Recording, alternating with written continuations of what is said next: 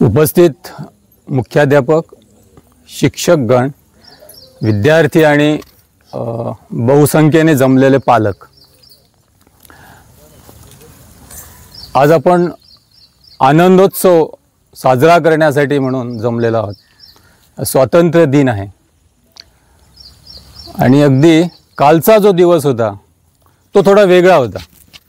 आपल्याला माहीत असेल तर विभाजन विभीषिका दिवस असा कालचा दिवस मानला जातो, मनवला जात नाही, मानला जातो।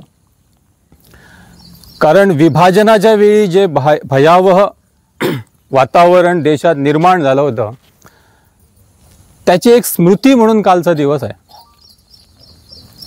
आता याच्यात तीन गोष्टी आहेत की ज्यामुळे आपल्याला तेवढं ते इफेक्टिव्ह वाटत नाही। एक म्हणजे याला खूप वर्ष झालेली आहे, 75 वर्ष होऊन गेलेली आहेत। जेव्हा एखादी भयावह गोष्ट भरपूर वर्ष ह्याला निघतात तेव्हा त्याचा असरही कमी होतो, स्मरणही कमी होतं। दुसरी गोष्ट म्हणजे आमच्या मध्ये असलेलं अंतर। भारत आणि पाकिस्तान या बॉर्डर पासून आपण साधारण 1000 किलोमीटरच्या अंतरावर आहोत। त्यामुळे ते काय घडलं होतं त्यावेळी 14 ऑगस्टला खरं तर आपल्याला तेवढं माहीत असणार नाही आहे। माहीत असलं असतं, आज झालं असतं तर ते माहीत असलं असतं।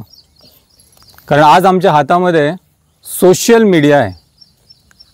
विचार करा, तो काळ आहे की ज्यावेळी फक्त आणि फक्त माहिती जाणून घेण्याचं जे साधन होतं ते म्हणजे न्यूजपेपर होतं, वर्तमानपत्र। वर्तमानपत्र होतं खरं, पण देशाची लिटरसी किती होती, साक्षरता किती होती? ग्रामीण भागामध्ये 5 ते 10% आणि शहरी भागामध्ये 30 ते 40%। ही त्यावेळीची आमची लिटरसी आहे, साक्षरता आहे। मग लोकांना तरी कसं समजणार या सगळ्या गोष्टी? आणि आम्ही सगळे आय विटनेस नाही आहोत त्या गोष्टीचा, पण तरीसुद्धा आपण तो दिवस आपल्याला माहीत असलं पाहिजे, आपण ते स्मरण केलं पाहिजे।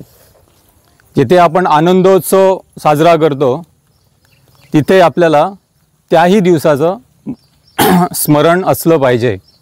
कारण लाखो, हजारो, लाखो लोक तिथून विस्थापित झाले। आता विस्थापित होण्याची खूप वेगवेगळी कारणं असतात, वेकेट करण्याची खूप वेगवेगळी कारणं असतात।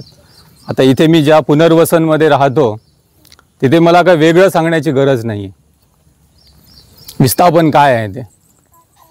पण ते विस्थापन वेगळं आहे की तुम्ही तुमची सोय करून ठेवलेली आहे आणि तुम्ही विस्थापित होत आहेत।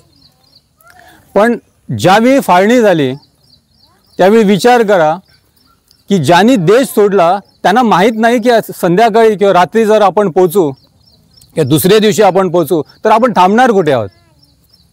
तंबूमध्ये थांबणार आहोत, कुठे मंदिरामध्ये आहोत, कुठे बस स्टँडवर आहोत? त्यांना काहीच माहीत नव्हतं। आणि तसे ते नंतर नियोजन नसल्यामुळे लोकांचे खूप हाल अपेष्टापन झालेले आहे।